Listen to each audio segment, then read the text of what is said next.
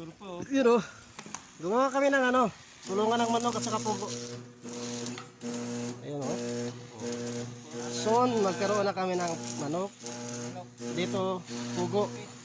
Dito ilagayan ng, ito yung bagsakan ng itlog ng pugo. Yan. Dito yung pugo. Yan. Yung ipot ng pugo, laglag dito. Ipot ng manok, laglag dito. Yan. Tatlo. Ito yung pinto. Yan. Ayos.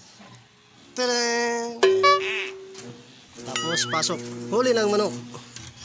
Kasoy! Atoy. Kaso wala pang manok. Mga ilang buwan yan, pwede lang ano.